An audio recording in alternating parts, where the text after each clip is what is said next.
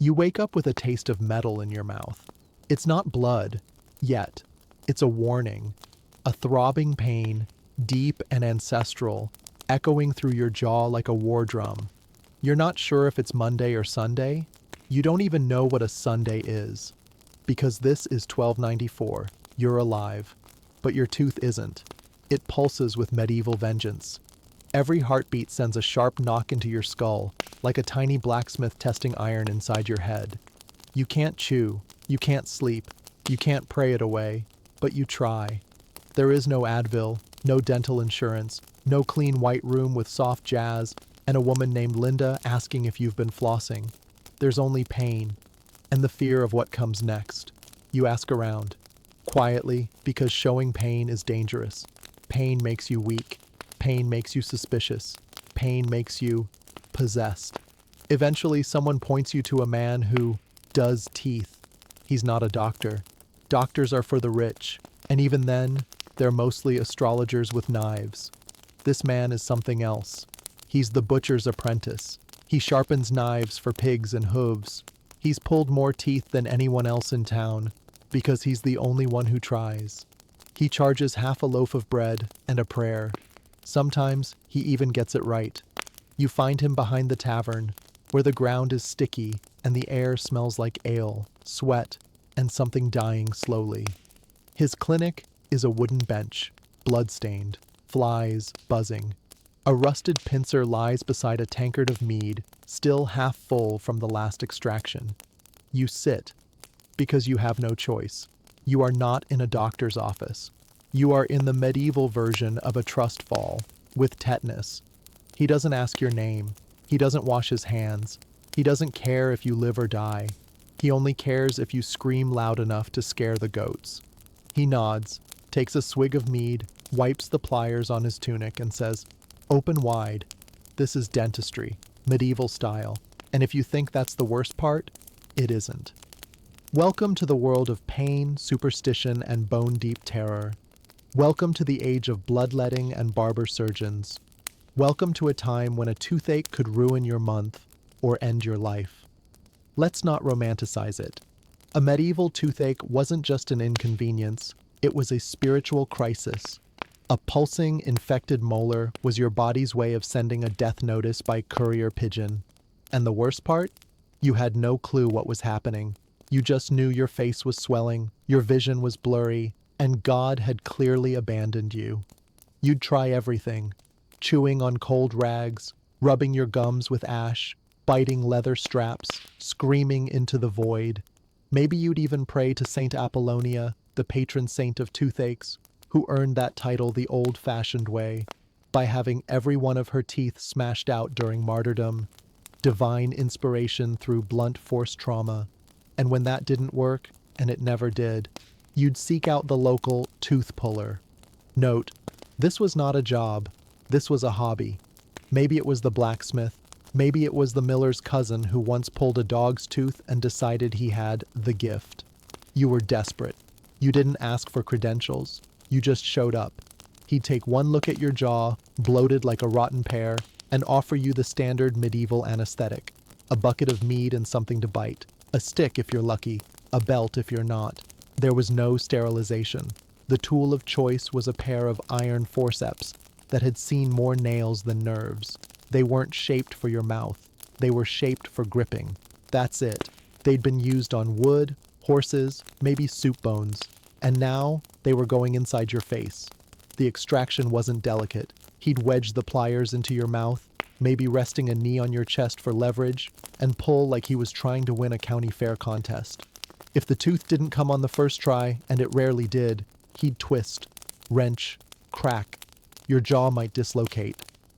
Your lip might split. Your soul might exit through your eye sockets. There was no aftercare, no gauze, no antibiotics. If the socket got infected, and let's be clear, it did, you had two options. Let the rot spread until it took your jawbone, or die of sepsis before it did. The only silver lining? Most people didn't have all their teeth anyway. By the age of 30, your smile looked like a crumbling picket fence, a lifetime of eating coarse bread, unwashed vegetables, and salt-preserved meat wore down enamel faster than a catapult wears down a castle wall. And so, the pain parade marched on, one soul at a time, each tooth a tiny battlefield between survival and surrender.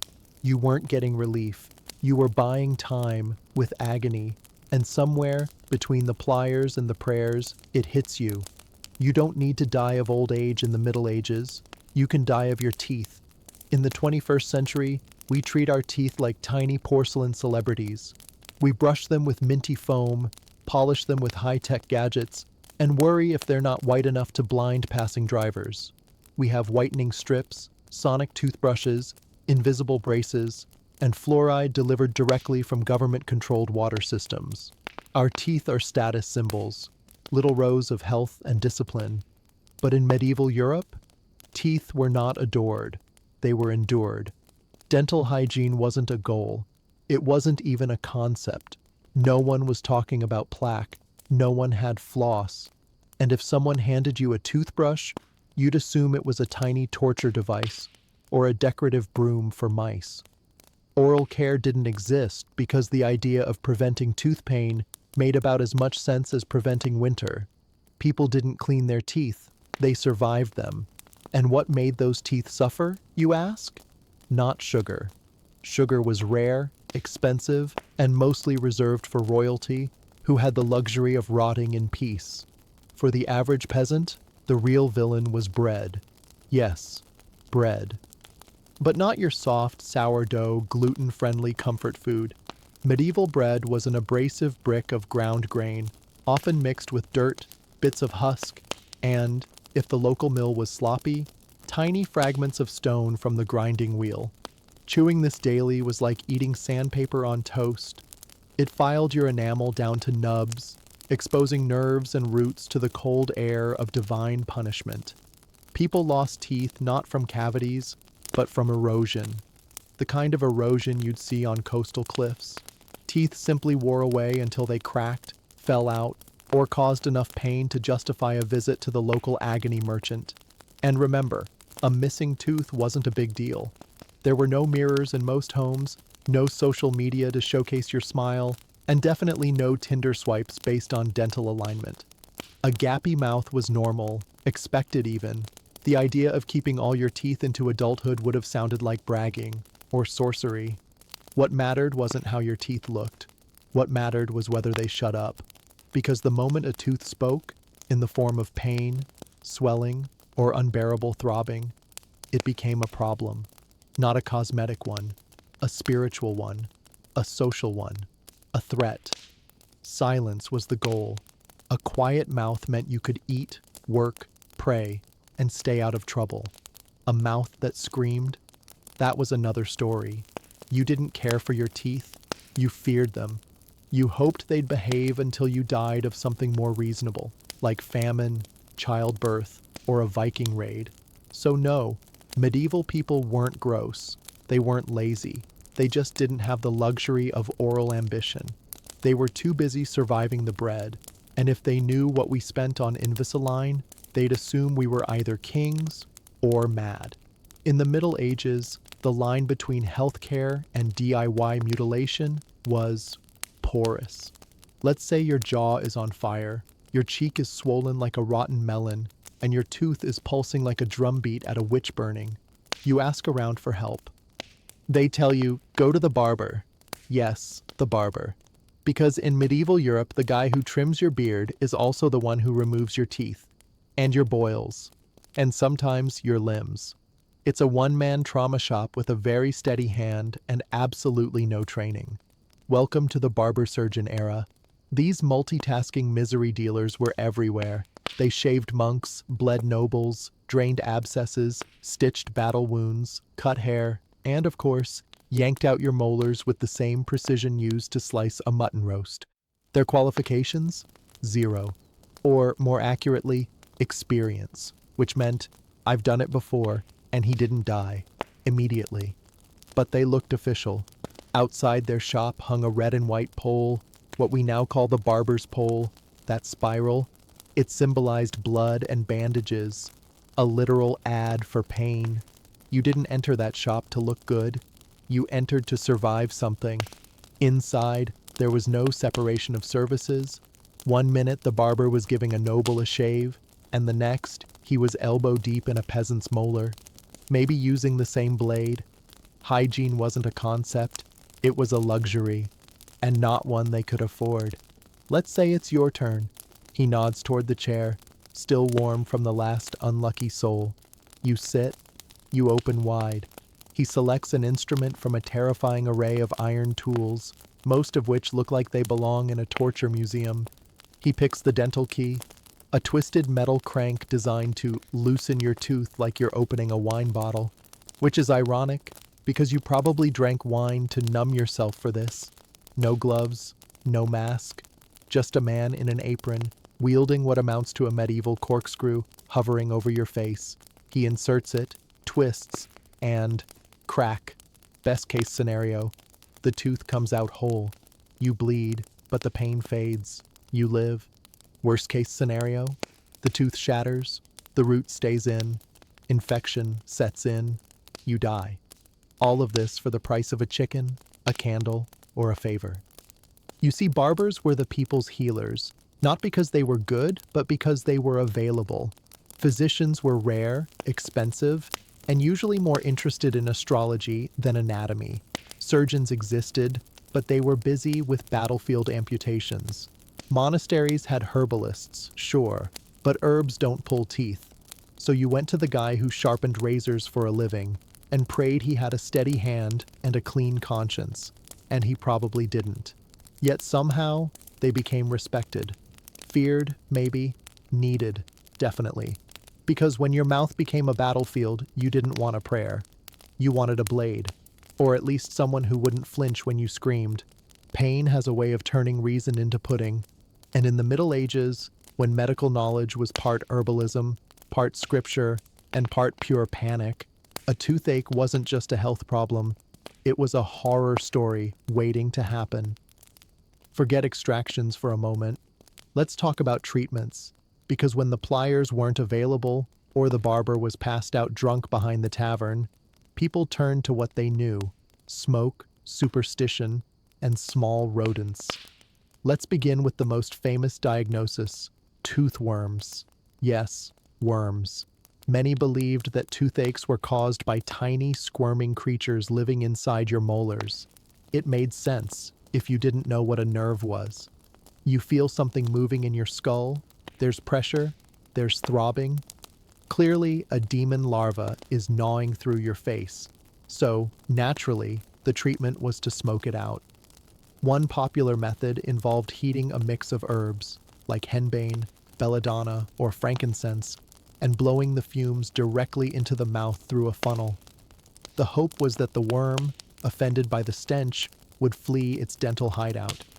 Sometimes the smoke made the pain worse. Sometimes it knocked you unconscious. Occasionally, it just set your beard on fire. But if smoke didn't work, there were other options, like a roasted mouse. In some parts of medieval Germany and England, a small mouse was baked or charred and then, brace yourself, pressed directly onto the aching tooth or gum. No seasoning, no explanation, just hot rodent. It was believed the body heat or essence of the animal could draw out the pain, or the evil, or the worm, or maybe just distract you by making you reconsider all your life choices. There were also treatments involving urine, human, animal, ideally warm, swishing it around your mouth like medieval mouthwash, hoping the ammonia would kill the pain, or at least the nerve endings. Other popular cures included crushed garlic and soot packed into the cavity like a sinister stuffing, leeches attached to the jawline to draw out the bad humors, hot irons applied near the face to cauterize pain centers. Spoiler, this didn't work. It just added burns to your list of problems. Prayers to Saint Apollonia, who by this point must have been utterly exhausted. Some folks even kept tiny effigies of her under their pillows, like a twisted version of the Tooth Fairy, except instead of coins, you got hope. But perhaps the most disturbing part? These weren't fringe beliefs. These were mainstream. Priests, healers, even educated monks would prescribe these methods. Because without microscopes, anesthesia, or germ theory, the line between science and sorcery was more blurred than a hangover. The pain was real, the desperation was worse, and in that world, you'd try anything to make it stop. Even if it meant taping a dead mouse to your face and whispering to saints. Because when the ache reached your soul, logic went quiet, and the horror began to squeak. Now imagine this. Your jaw is swollen, not just puffy, distorted. Your cheek balloons outward, red and hot. The skin stretched so tight it looks ready to split. You haven't eaten in 2 days. You haven't slept in 4, and every time you open your mouth to speak, a low moan escapes. It's not a choice. It's the sound of pain digging into your nerves like a hot nail, and your neighbors hear it. At first they whisper, then they keep their distance. Then they call someone, not a healer, not a barber, not even a priest, a witch finder. Because in medieval Europe, extreme pain, especially pain that disfigures or causes strange behavior, wasn't seen as medical. It was moral. It was spiritual. It was suspicious. You weren't suffering. You were harboring something. The logic was chillingly simple. If God loved you, why would he let your face rot off your skull? Clearly, you had sinned. Or worse, you were cursed. Or cursed someone else. And if you were a woman, the odds of surviving this kind of attention dropped significantly. Toothaches didn't just cause pain, they caused accusations. People would begin to talk about your strange behavior. Maybe you laughed at odd times. Maybe you didn't come to Mass last Sunday. Maybe your pain had made you delirious, muttering in your sleep. Maybe you screamed in the night, clawing at your face, crying out names no one recognized. That wasn't infection. That was the devil. Soon, you'd find yourself in front of someone with questions. Questions like, have you made pacts? Have you spoken to animals? Do you remember your dreams? And you, hallucinating from pain, feverish, half-starved, would try to answer. But your face wouldn't let you speak clearly. Your jaw might be locked, your tongue swollen, your mouth too dry or too bloody. So you'd groan, or grunt, or say something garbled that only made things worse. They'd search your body for witches' marks, freckles, moles, scars, and they'd find them, because everyone has them, especially peasants who sleep in straw and bathe once a month. And then the torches would come out, or the holy water, or the ropes, because a rotten tooth in 1347 could be all it took to land you in a dungeon, in front of a tribunal, or tied to a stake. Even if you weren't seen as a witch, you might still face another fate. Exorcism. Less fatal, but no less traumatic. Picture yourself pinned down in a church, your mouth pried open, a priest shouting Latin while dousing you in holy water. Convinced your infection is a demon gnawing at your soul. You scream from the pain. They cheer for the spirit leaving your body. You lose a tooth. You lose your dignity. You might lose your life. And all of this, from hysteria to execution, might have started with one small cavity.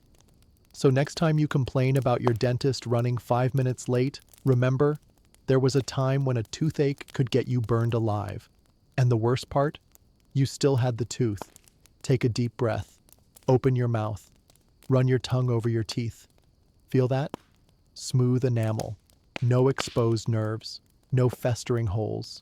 No hints of mouse fur or herbal smoke. You, my friend, are a walking dental miracle. We live in an age where people bleach their teeth for aesthetic pleasure. We have ultrasonic scalers, numbing gels, suction tubes, and light-activated polymer composites. We can straighten teeth invisibly, replace them with ceramic replicas, even 3D print molars while you watch reality TV in a waiting room filled with calming waterfalls on loop. And yet, we complain. We complain that cleanings are uncomfortable, that the suction tube is loud, that the light is bright, that the dentist talks too much while our mouth is open, that it's expensive, and sure, yes, it is expensive. But so was dying from jaw rot in 1320, because that's what it used to cost, your life. Or, if you were lucky, just a chunk of your face. Our modern smile is the end product of centuries of screaming, bleeding, praying, and experimenting. Every time you recline in that padded dental chair and hear the gentle buzz of a motorized brush, you're riding on the shoulders of 1,000 terrified peasants and one extremely overworked saint. Saint Apollonia didn't die for you to skip your flossing. Modern dentistry wasn't handed to us gently. It was clawed from the jaws of agony, sometimes literally. From barbers with blades, to surgeons with saws, to scientists with microscopes, each generation chipped away at the mystery of the mouth until we finally figured it out. Pain is not divine punishment. It's just a problem. And we can fix problems. Now, you get Novocaine. You get sterile tools. You get options. You get respect. Imagine telling a medieval peasant that one day people would sit calmly in a chair while someone gently cleaned their teeth, chatted about the weather, and offered them free floss on the way out. They would either cry with joy or accuse you of sorcery. Your smile, even if imperfect, is a historical achievement, a shimmering sign that you live in a time of science, comfort, and mercy. And yes, you still have to floss, but you don't have to light a rat on fire and tape it to your cheek. So the next time you hear someone complain about their dentist appointment, just whisper this: "At least no one's holding a corkscrew to your jaw while praying the worms will leave." And smile, because you can. There's something haunting about a scream behind closed teeth. In medieval towns, it happened often. Late at night, through thin wooden walls, someone howling into a burlap pillow. A child, a mother, a soldier, clutching their jaw, rocking slowly, trying to will the pain away, not with medicine, but with memory. The memory of what it felt like to chew without punishment, to speak without fire blooming behind the eyes.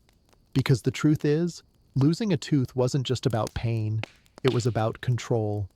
A man with all his teeth could still shout at a market, still chew stale bread, still kiss without shame. A woman with a broken smile might be seen as cursed, pitied, or ignored. In a society where survival already balanced on the edge of infection, hunger, and war, the simple act of eating became a battleground for dignity. And when your teeth failed you, you felt it in more than your mouth. You felt it in your spine, when you couldn't stand upright from the pain. In your relationships, when your breath made others recoil. In your sleep, when every shift on the straw mattress reignited that deep, aching throb. It wasn't always dramatic.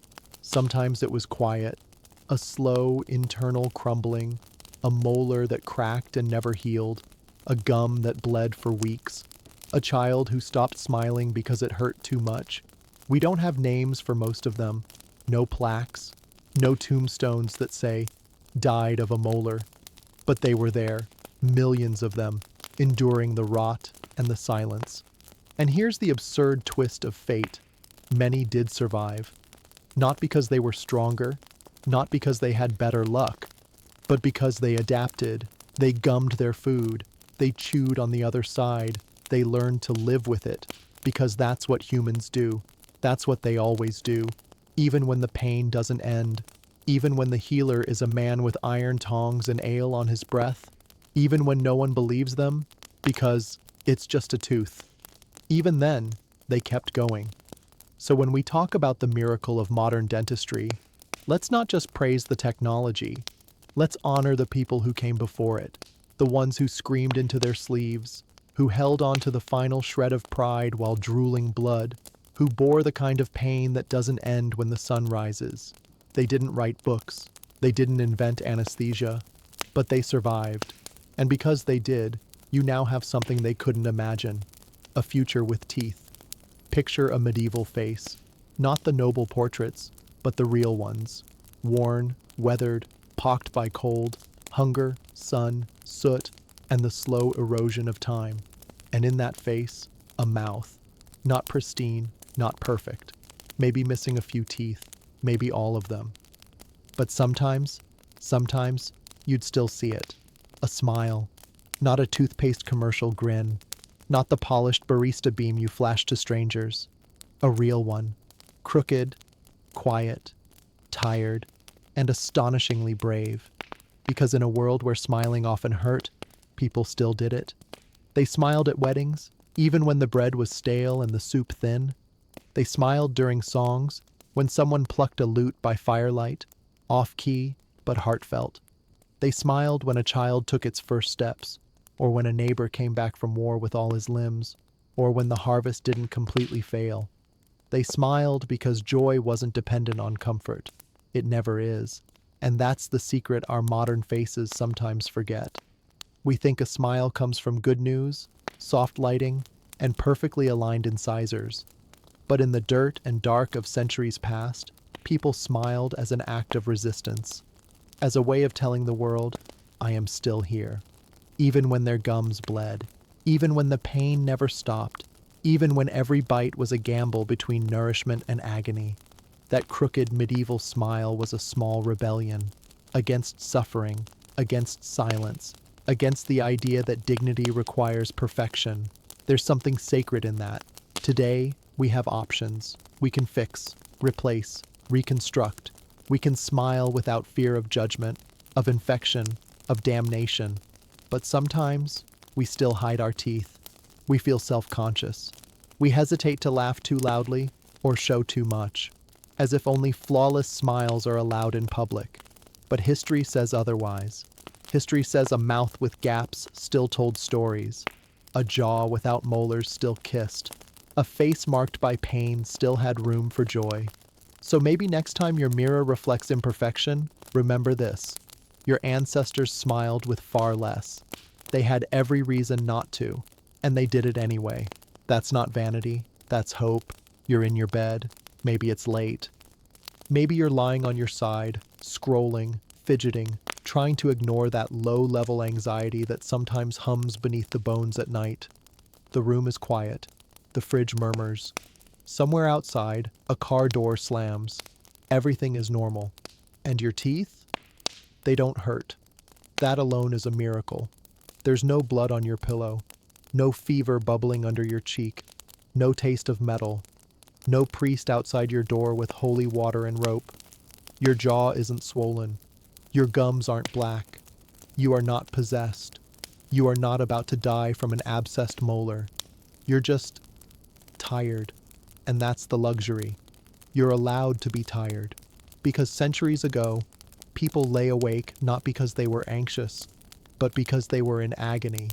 They didn't have the privilege of philosophical insomnia.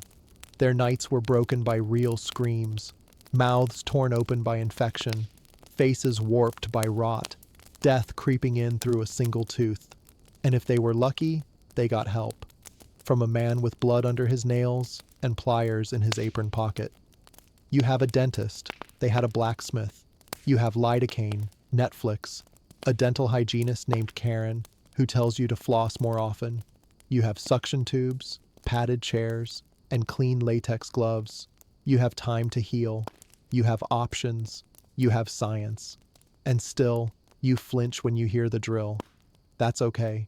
Fear doesn't care about context. But maybe, just maybe, next time you sit in that chair, surrounded by fluorescent light and gentle music, you'll remember them. The peasants, the martyrs, the broken-jawed survivors who screamed into straw mattresses so loud the saints heard them. And maybe, when the procedure's over, and your mouth feels like rubber and your wallet feels betrayed, you'll catch your reflection in the mirror. You'll see your smile, not perfect, not glowing, but whole. And you'll think, they would have killed for this. So yeah, go ahead and complain about the bill. But do it with gratitude. Do it with a tongue that still works. Do it with all your teeth. Because you, my friend, live in the future.